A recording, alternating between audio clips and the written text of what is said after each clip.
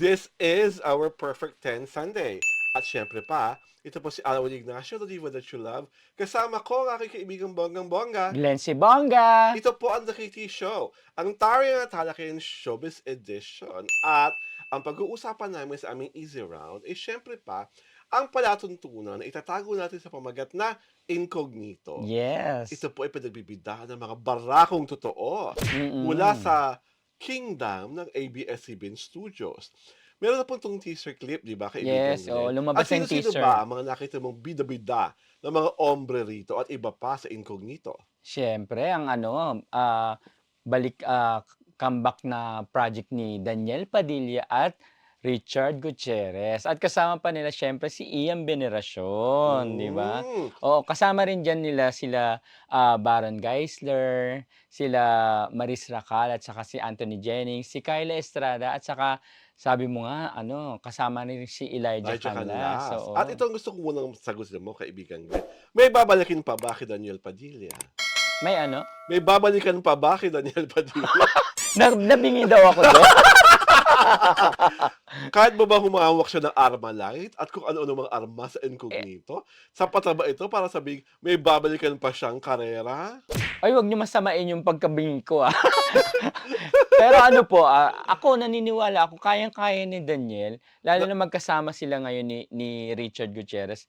Remember no, nagkasama na rin sila sa isang proyekto, di ba? Anong proyekto yun? Ha? Lobo? Hindi, Ay, hindi. yung Kasi may mga wolf oo, din. at Sila saka ni Catherine. vampira, oo. Yan. Diba? So sa tingin mo may babalikan? si Oo, Daniel kayang-kaya Padilla. ni Daniel bumalik sa Ang chika prime rito sa time. X, ang sabi, ang makakatambal daw, ang parang babaeng mararahuyo kay Daniel Padilla. Kaya sabing palabas, hindi pa naman sigurado to kung totoo ha, chika raw, ay si Kyla Estrada. Sa tingin mo ba, bagay si Kyla Estrada at si Daniel Padilla na maging bagong magkapareha? Kaya naman. Mhm.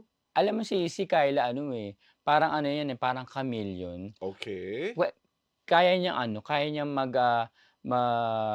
tawag do'n, kumbaga makibagay or magbago ng anyo. Na kung ano man yung role na ibinibigay sa kanya. So sa tingin mo magkakaroon sila ng chemistry ni Daniel? Kaya naman, lalo na sa ABS, ang galing-galing nilang gumawa ng 'di ba, na minsan nga akala mo walang chemistry pero 'pag nandun na sa set at napapanood mo na, Naka-capture ng meron, camera. oo. Siyempre. Depende kasi rin yun sa sa ganda nung characterization at saka nung istorya. At siyempre, lahat ng tao, ito ang gustong malaman talaga. Sa labanan ng palakihan at patigasan Ay! ng mga baril, sa tingin mo, kanino ang may pinakamalaki at pinakamatigas na baril? Ay! Si Daniel, si Richard, o si Ian Veneracion? Ako naniniwala ako na silang tatlo ay kayang-kayang humawak ng malalaking baril at kayang-kayang magpaputok ng malalaking baril. So sanay na sanay sila sa mga laking mga baril. Kasi mga laki naman ang mga kamay nila. Correct. Di ba? So sanay na sanay silang humawak ng mga bagay-bagay na malaki. Na malaki, correct. Bakit ang paghawak ko ganon? Ay! Ganon. Ganon daw. Malaki Pero, ang gusto kong ang curious na curious ako, anong elementong dadalhin ni Baron Geisler Oo sa nga. bardagulan na ito, di ba? Alam mo naman si Baron Geisler, Oo. napakahusay na aktor. At hindi niya mapapatalo kay na Padilla, kay Correct, Gutierrez, oo. at kay Veneracion. At syempre pa, gusto kong malaman kung kaya bang kumasa ng baril ni Maris Racal. Dahil alam mo niyo naman, sanay tayo na bratinela siya sa, di ba, Can Buy Me Love, nagmamaganda siya bilang She Correct. with all her bags. So dito, di ba sa teaser, trailer, meron siyang hawak-hawak na Correct, di ba? baril. Kahit si Anthony Jennings, di Oo. ba? Kay Anthony Jennings, wala akong dudang marunong siyang humawak ng baril na pumuputok.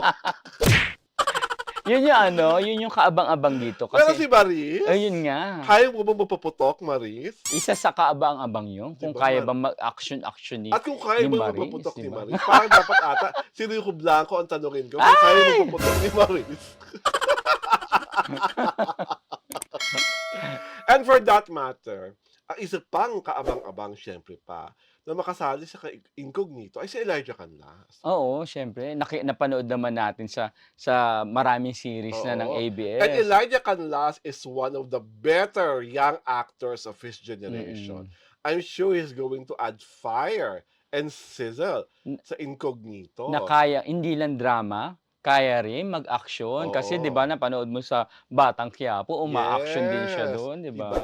Pero talaga ito ang dapat nating sagutin. Sa tingin mo ba may manonood pa nito?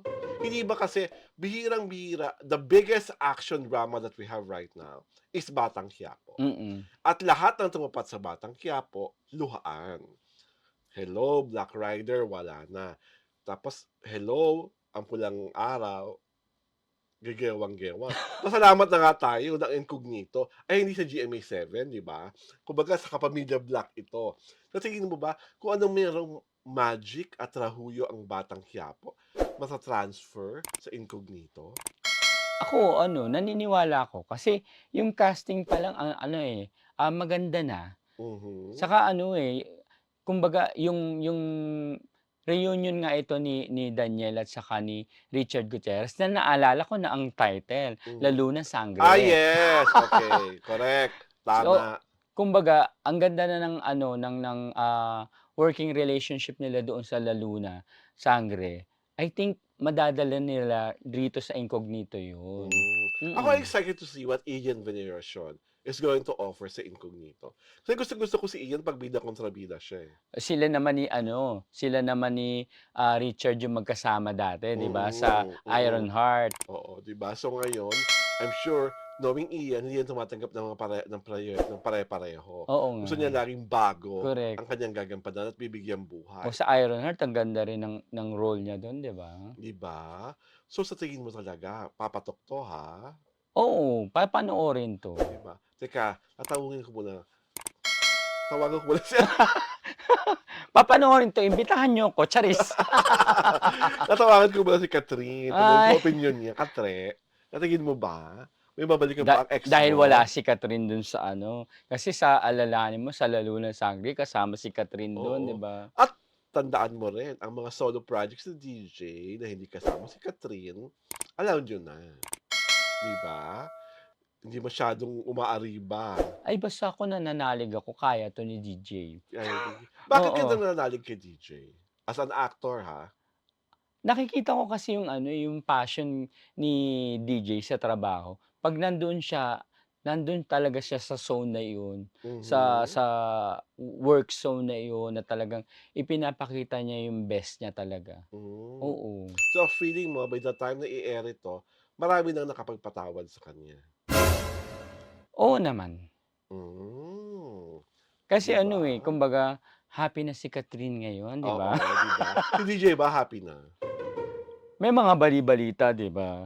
Pero, Mm. makikita naman natin na ano, na kumbaga eto kinakaya naman ni DJ, 'di Hmm. ba? Ang gusto kong malaman, happy rin ba si Richard Gutierrez kay Barbie Imperial? Ay!